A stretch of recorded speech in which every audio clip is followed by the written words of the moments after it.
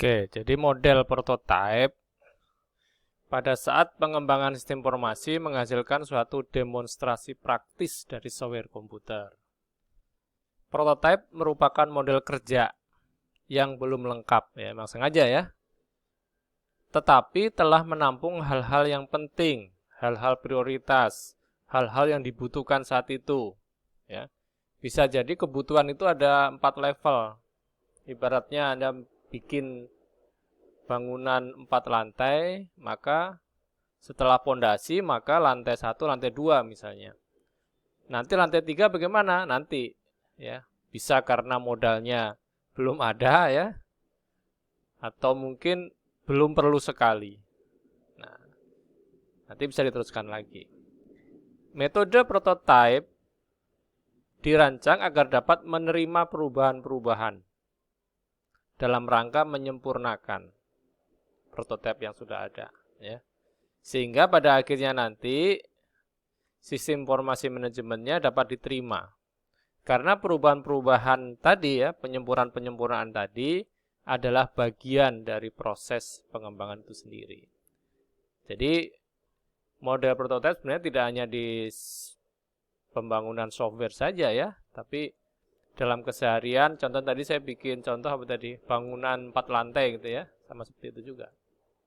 Jadi kalau berniat membangun 4 lantai, bangunan atau rumah atau ruko misalnya, maka pondasinya harus diperkuat. Sama dengan di sini. Ketika software dirancang untuk 4 tahun ke depan misalnya, atau 10 tahun ke depan, maka dasar-dasarnya harus kuat. Ya, di antaranya adalah harus diantisipasi perubahan-perubahan dalam kurun waktu 10 tahun ke depan. Yang salah satunya adalah menggunakan teknologi terbaru saat ini gitu. Jadi kalau saat ini terbaru, maka 10 tahun lagi semoga tidak terlalu banyak ketinggalan gitu. Nah, di sini ada lagi keterlibatan user ya dan seterusnya. Nanti dukungan hardware, software ya juga penting dalam rangka untuk menyempurnakan metode atau pendekatan prototyping. Ada 4 langkah yang menjadi karakteristik metode prototyping, yaitu pemilihan fungsi, penyusunan sistem informasi, konstruk ya, penyusunan, evaluasi, dan penggunaan selanjutnya, further use ya, penggunaan selanjutnya. Jadi nanti kedepannya bagaimana ya. Oke. Yang pertama adalah pemilihan fungsi. Mengacu pada pemilihan fungsi yang harus ditampilkan oleh prototyping. Jadi selalu berdasarkan apa-apa yang dibutuhkan, tugas-tugas apa yang dibutuhkan, kasus-kasus apa yang dibutuhkan. Ya. Jadi meskipun pada awalnya belum kelihatan ya hasil akhirnya, tapi minimal mewakili. Ya. Jadi dari fungsi awal itu minimal, oh nanti jadinya kayak gini gitu. Ya. Ada 2 perbedaan cakupan pada fungsi prototype. Yang pertama diharapkan fungsi sistem informasinya mendekati bentuk akhir. Jadi kalau sudah bikin prototype dengan prediksi 25%, itu user atau pimpinan itu bisa melihat, oh nantinya kayak gini ya. Nah, gitu. Jadi mendekati bentuk akhirnya. Meskipun belum ada ya, tapi bisa dibayangkan. Jadi di sini fungsi yang terpilih, fungsi yang prioritas yang digunakan. Fungsi-fungsi tidak ditampilkan secara terinci, tetapi dapat diperagakan. Ya. Diperagakan artinya minimal nanti kayak gini loh. Hasilnya seperti ini, meskipun belum real ya, belum real. Selain fungsi, juga pendekatan yang berbasis construction bertujuan untuk memenuhi permintaan akan tersedianya prototipe. Secara umum, prototipe harus lebih kecil dari yang dibutuhkan dalam mengembangkan hasil akhir. Jadi lebih kecil itu artinya lebih mudah dibangun ya, karena kalau namanya prototipe itu kan seperti pesawat model. Pesawat aslinya mah besar, tapi pesawat modelnya lebih kecil. Nah, itu prototipe. Ya, kalau pesawat ya, pesawat terbang. Ya, jadi kata lebih kecil di sini artinya diharapkan bisa memberikan gini loh bentuknya meskipun kecil gitu. Hal ini dapat dilakukan dengan menyesuaikan. Nah, jadi kata penyesuaian itu penting sekali ya, karena menyesuaikan itu bagian dari menyempurnakan. Dalam menyusun prototipe, kualitas dari sistem informasi akhir dapat diabaikan. Yang penting sekarang dulu bikin ya prototipe, nanti kedepannya lagi bisa diperagakan, didemokan, ya, bisa memberikan keyakinan nanti jadinya seperti ini, gitu. Nah di sini pinter-pinter aja ya si bagian analisnya untuk memperagakan ya, karena memperagakan itu bukan hal yang mudah ya, karena barangnya tidak ada, tapi kita bisa menjelaskan sehingga orang itu percaya bahwa nanti kayak seperti ini loh bentuknya, ya gitu. Ini bukan hal yang mudah ya. Ya, sama seperti orang menceritakan reaksi kimia gitu ya. Reaksinya nggak kelihatan gitu. Atau proses yang terjadi pada zaman dinosaurus, nah itu kan sesuatu yang agak susah menjelaskan.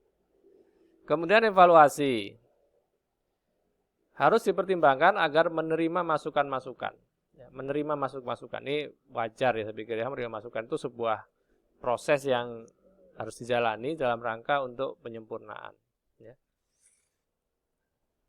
Evaluasi harus dilakukan setelah pelaksanaan pelatihan. Jadi biasa ya pelatihan itu proses yang wajib ya, karena kalau nggak dilatih mana bisa menggunakan sistem informasi ya. Baik secara individu maupun secara bersama-sama dari ya biasa ya namanya pelatihan. Kalau itu software perorangan ya mungkin tidak perlu, tapi kalau softwarenya harus diinstal di jaringan, maka interaksi antara pengguna dalam jaringan tersebut harus dipahami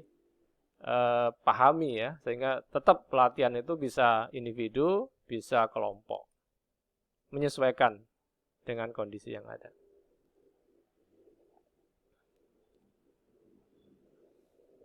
Kemudian kemungkinan dalam penggunaan selanjutnya. Tadi poin berapa itu? Ketiga ya? Ketiga. Oh keempat ya betul ya. Penyusunan, udah berarti evaluasi. Oh ini kurang simbol. Hal ini sangat tergantung pada pengalaman yang dimiliki oleh prototipe itu pada kondisi lingkungan tertentu. Ya. Seringkali prototipe digunakan sebagai alat untuk belajar. Demo. Ya. Sistemnya nanti seperti ini loh, 3 tahun lagi. Ya. Contoh kalau ini kemarin mobil SMK itu ya, kan mau diproduksi massal. Karena nggak jadi, maka prototipe awalnya diberikan kemana? Ke SMK. Untuk apa? Untuk praktek otomotif mobil tersebut. Nah, nggak apa-apa buat belajar. Ya. Jadi alat untuk belajar.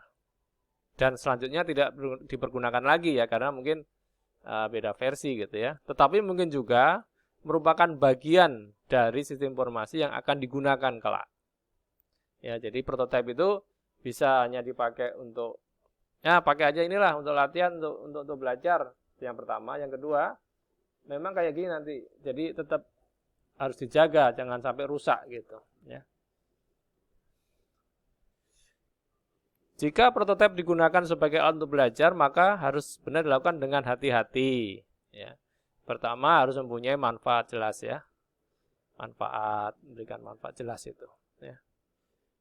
Jadi bisa jadi software yang hari ini belum muncul, misalnya ini bahasa R misalnya ya, machine learning, ya, komputasi numerik, karena kaitannya dengan Google University itu ya, kalau di mana?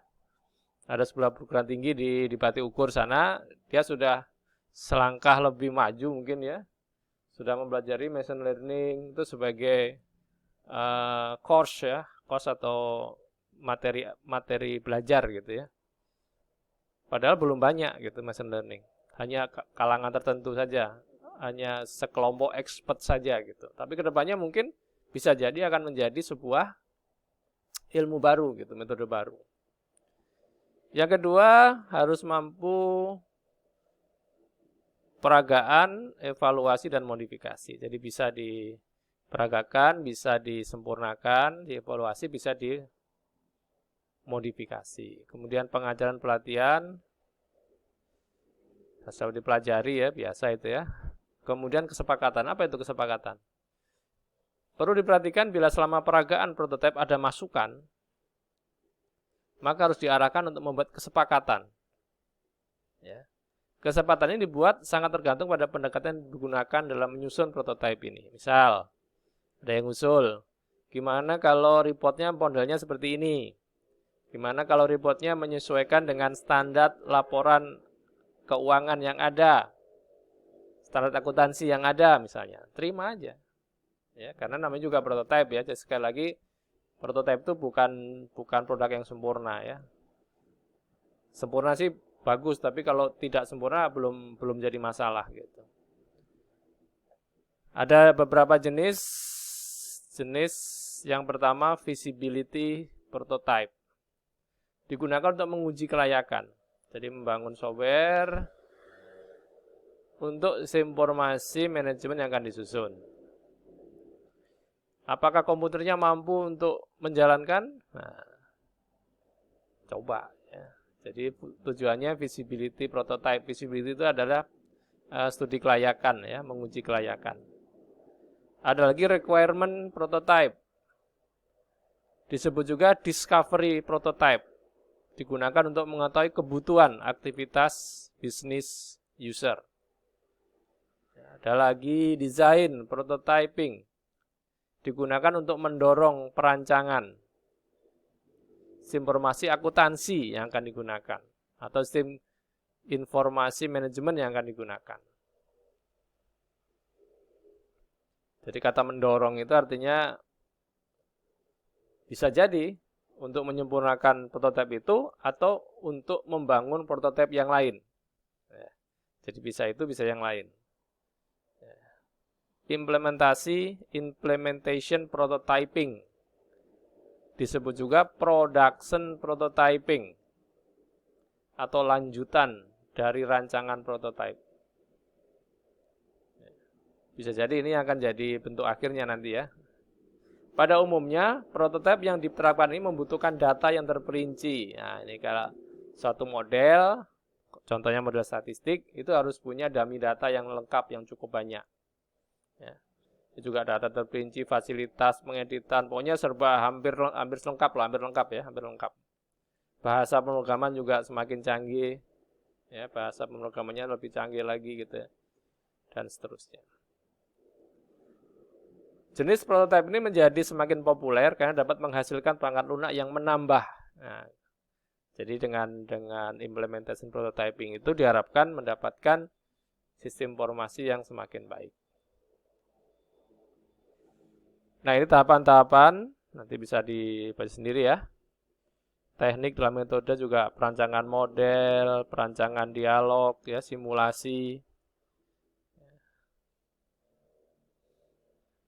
Ada lagi RAD, ya. Jadi kalau saya lihat ini lumayan lengkap, ya. Bisa jadi ini nanti Anda pelajari lagi ya. Bukan lagi di pengantar teknologi informasi, tapi dari mata kuliah RPL bisa jadi rekayasa perangkat lunak atau mata kuliah analisa perancangan sistem. Ya. Metode soft system tadi ya. Oke.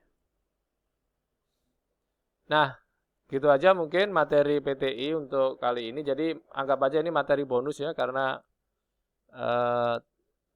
lengkap sekali. Ya. Nah, jadi saya tutupkan dulu, saya cukupkan dulu. Terima kasih atas perhatiannya. Nanti silakan baca-baca lagi modulnya. Yang jelas, materi PTI, pengantar teknologi informasi, itu tujuannya adalah untuk memberikan pengantar. Kalaupun di bab 13 ini kelihatan sangat lengkap, nah itu ya nggak masalah ya. Karena dengan sistem yang lengkap ini, Anda bisa mengambil yang poin-poin yang penting-penting aja.